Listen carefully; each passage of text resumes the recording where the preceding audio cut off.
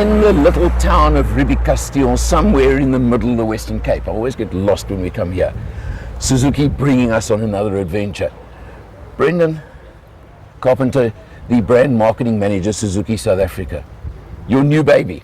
Yes. Am I right? Can I call it that? Yes, you can. I know you take your cars personally. I know that from previous, right? You always do. I've got to say, you started your presentation yesterday with the comment, "What the Fronx?" Do you remember that? Yes. I'm going to change it slightly. What's the Fronx?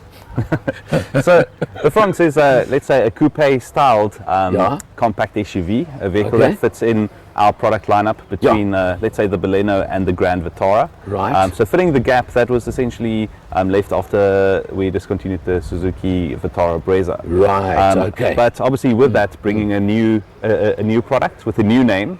And a name that's as bold as the design and the because it's a different name. Let's be honest. And at first it was a but it's growing on me. But the other thing I feel, and I'm giving you an opinion here, is in the world of compact crossover SUVs, they're all the same, and there are so many of them around these days. You've done something a touch different. So let's just take a look. The first thing that I think stands out that's very different is. In the bigger SUVs, they've suddenly had all these coupe SUVs.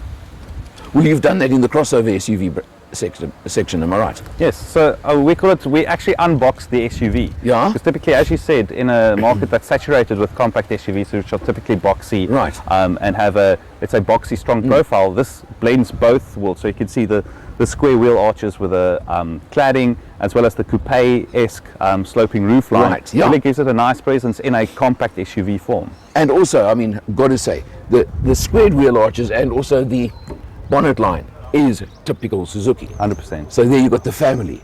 For sure.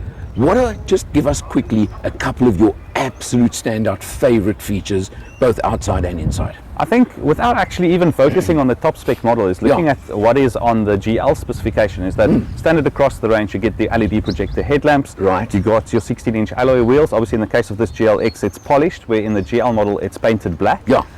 Roof rails are standard, just silver on the GLX and black on the GL. Yeah. Okay. And then the fact that you have all the niceties like automatic climate control, you've got your touchscreen infotainment, 7-inch in the GL and 9-inch in the GLX. With a 360-degree camera on the GLX as well, which to me is a big standout, especially in this market segment. 100%. What you guys have done is chucked in a number of things that I think most customers don't expect in the market segment. For sure. Typically Suzuki, right? 100%. And underpin it with a vehicle that's dynamically really capable, and one that obviously has good, let's say, drivability, great NVH performance, and a product that's more than just the sum of its parts. So you can put all class-leading features in, but if you round it off with a package that's reliable and one that has good fuel consumption and good performance, that's the package. Let's just, because this is always such an important factor, is have a look at the space in the back seat.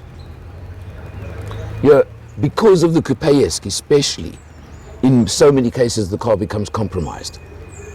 You've somehow managed to still leave us with the space. Yes, I think it has to do also with, and that also attributes to the vehicle's handling, is that the wheels are distributed to each corner and quite forward. So it's not intrusive into the cabin space and the rest. And typically being a Japanese brand, space, especially if we look at Japanese culture, is at a premium. And to make use of each and every nook and cranny in the vehicle really helps make a small car seem a whole lot bigger inside. Fantastic. Brendan, in the video, you mentioned the handling, for example. Well, we did a little gymkhana yesterday. You'll see that. So you'll see the handling, you'll see things like that. Brilliant stuff, Brendan. For the top of the range 1.5 GLX automatic is 335,900.